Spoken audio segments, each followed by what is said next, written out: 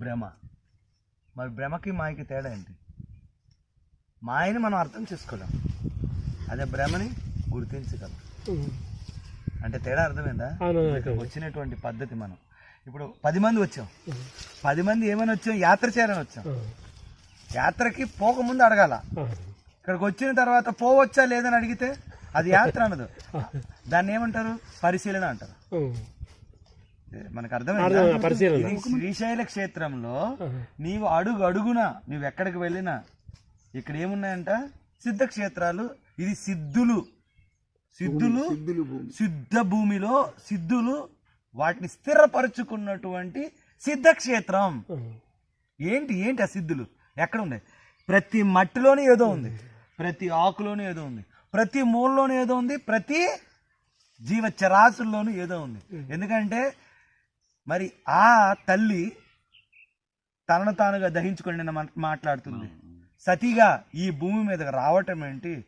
వచ్చిన తర్వాత ఎక్కడ కైలాసనాథుడిని ఈ భూమి మీదకి స్థిరపరచడానికి తనను తాను దహించుకుంటూ ఏం చేసుకుంటుంది? స్థిరపరచుకుంటుంది. ఆ స్థిరపరచుకున్నటువంటి ఆ క్షేత్రంలోని మహాక్షేత్రమే ఈ శ్రీశైల క్షేత్రం. మరి ఈ శ్రీశైల క్షేత్రంలో గొప్పతనం ఏంటి? అసలు ఉన్నదేంటి? మరి ఆమె 18 భాగాలుగా లేదా ఆయన 12 జ్యోతిర్లింగాలుగా ఆమెకు ప్రతిష్ఠించుకున్న దానిలో ముఖ్య ఉద్దేశం ఏంటి? వాళ్ళు ఒకటైనారు, ఏకమైనారు, లయమైనారు. ఐక్యమై ఏకమై లయమై తమను తాము ఏం చేసుకున్నారు? అర్ధనారీశ్వరులుగా, అంటే ఒక శక్తిగా లేక శక్తి రూపిణిగా. ఎక్కడ వాళ్ళు విరబర్చుకోలే. ఇప్పుడు ఉదాహరణకి మనం చూసుకుందాం, ఒక యాపిల్ చూద్దాం. యాపిల్ చూస్తున్నాం కానీ యాపిల్లో ఉన్న బలం కనబడుతుందా? కనబడదు. ఇప్పుడు ఉదాహరణకి ఈ సృష్టి కనబడతా ఉంది కానీ సృష్టికి మూలమైనటువంటి మూల్యం కనబడతా ఉందా? అదే విధంగా ఈ శ్రీశైల క్షేత్రం కూడా అదే. అండపిండ బ్రహ్మాండ రూపంలో పుట్టినటువంటి ప్రతి ఒక్కడు అంట ఈ క్షేత్రానికి చేరితే, ఈ క్షేత్రంలో వస్తే వాడిన పుట్టిన పుట్టుకకు వాడి జన్మ రహస్యం తెలుసుకోగలుగుతాడంట. శివపురాణం ప్రకారము శైవ క్షేత్రంలో ఇది ఏమిటి? మహాలింగ క్షేత్రం. ఏమంటారు? మహాలింగ క్షేత్రం.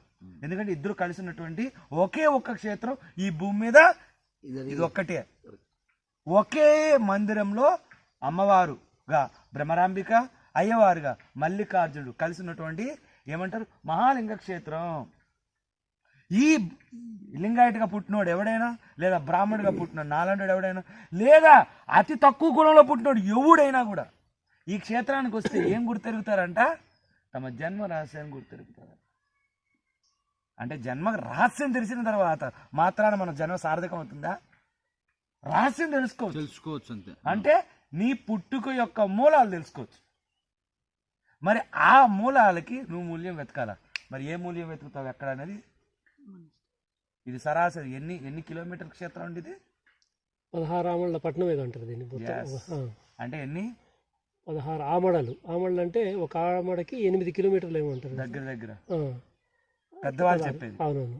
సరాసరి 144 కిలోమీటర్ల పర్యవసానంలో ఈ రోజు కూడా సిద్ధ పురుషులు అవధూతలు ఉన్నారు. ఎవరు లేకపోతే ఇది ఎందుకు ప్రొటెక్ట్ చేయాలనుకుంటున్నారు? ఒకటే మాట, దీనిని టైగర్ రిజర్వ్ ఫారెస్ట్గా ఎందుకంటే భ్రాంతి పెట్టాలి. లేకపోతే ఇదేమైపోతుంది? 144 కిలోమీటర్లో ఉన్నారు అంటే జనాలు వదులుతారా? ఉన్నటువంటి కష్టాలకి, దుఃఖాలకి, సమస్యలకు, సతమతలకు, లేకపోతే నిరాశకు, లేకపోతే నిస్పృహలకు ఏం వెతుకుతున్నారు? మంత్రాలకి నిమ్మకాయలు రాలాలా? ఒక నిమ్మకాయకి దోష పరిహారం కావాలా? ఇప్పుడు దోష నివారణ వెతుక్కునే కాలం ఇది. ఈ యొక్క కలిలో వీరబ్రహ్మేంద్ర స్వామి ఈరోజు గొప్పగా అవడానికి కారణం ఏంటి? ఆయన చెప్పినవి జరిగిపోతా ఉండే. ఆయన చెప్పాడా? ఏం చెప్పాడు? చెప్పించిందో చెప్పిపడ్డాడో మనం అది మర్చిపోతున్నాం. ఆయన నీలాగా నాలాగా ఒక పుట్టిన వాడే. లేదంటే ఈరోజు ఆదిశంకరాచార్యుల నుంచి ఈ రోజు వరకు ఉన్నటువంటి సిద్ధ పురుషులందరూ నీలాగా నాలాగా ఈ భూమి మీద పుట్టిన వాళ్ళే, అవతరించిన వాళ్ళు కాదు.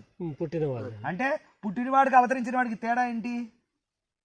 శరీరం లేకుండా అమ్మ నాన్న అనేటటువంటి సంపర్కం లేకుండా వచ్చినోడు ఈ లోకంలో ఎవడైనా ఒకడు ఉంటే వాడిని ఏమంటాం? అవతార పురుషుడు, అవతరించిన ఆ విధంగా ఒకడు కనబడట్లేదు మనకి.